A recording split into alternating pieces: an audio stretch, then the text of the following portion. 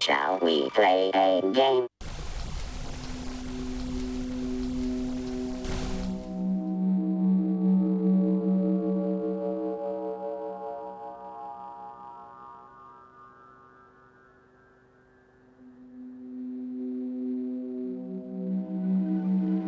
You are listening to a machine.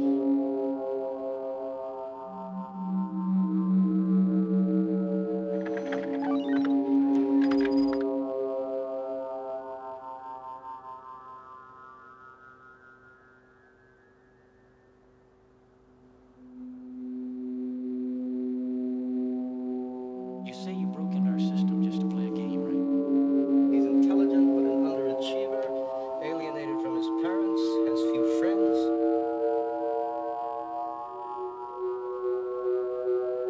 What you see on these screens up here is a computer-enhanced hallucination. He says he does this sort of thing for fun. What? You talk to this little prick.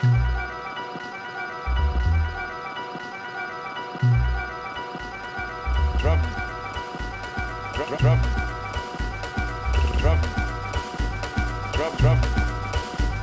The drum. Go machine. Drum. Drum. Drum. Drum. The drum. Go machine. The drums are at boiling point. Brilliant.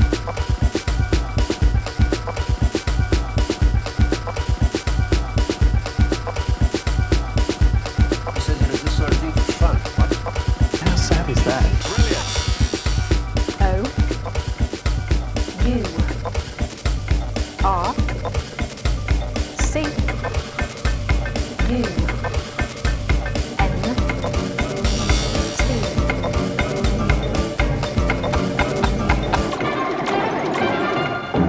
Have you been sniffing my pen, Richard? Do you know what that is? Too much alcohol.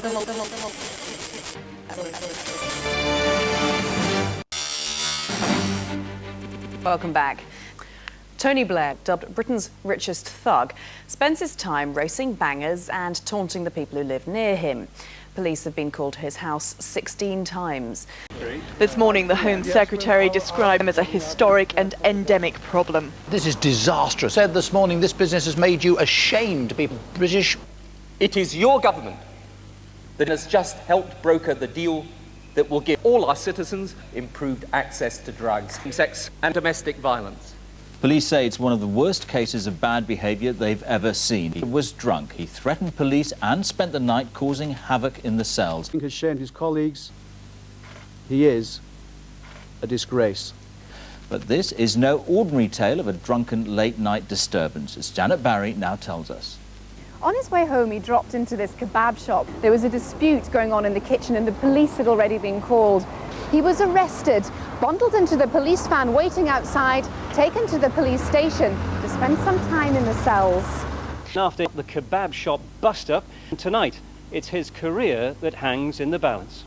And I've been trying to say this to you for the best part of 10 years, but never quite found the words, so now I've hit the rough patch. It's time to try again. I know what I'm doing, just let me get on with it.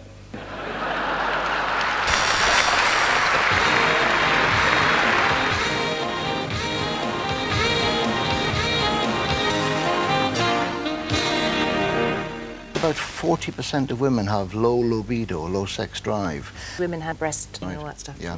What the boffins are saying, the studies found that little mice inserted into the back passage could be very, very small indeed. But what effect does that have? Well, the two major effects for the man are impotence and incontinence. Well, I mean, it's only cost 50 quid. A lot of old men die, but they didn't die from it. Yes. They just died with it present in their body. Right. And people like Bob Monkhouse have this done as a routine. The researchers say that women said they felt a significant increase in their sex drive and sexual arousal. For £50? And you see Keith Chegwin when things are good. Fantastic. You see Keith Chegwin. Fantastic. Things are good.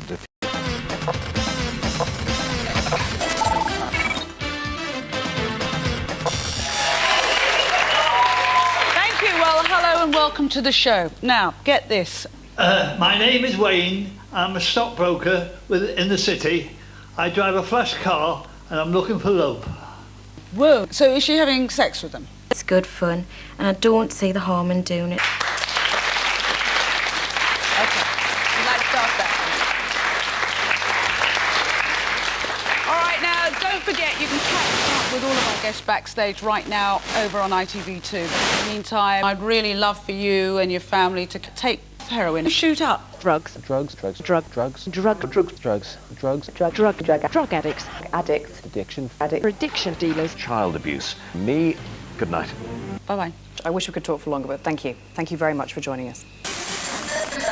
Tell your friends. Well, that's all. That's it for me. Bye-bye. Very good night. Goodbye. See you then. Bye-bye. That's it. That's it. See you. Good evening. Good night.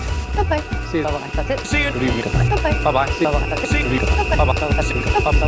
Bye-bye. Machine.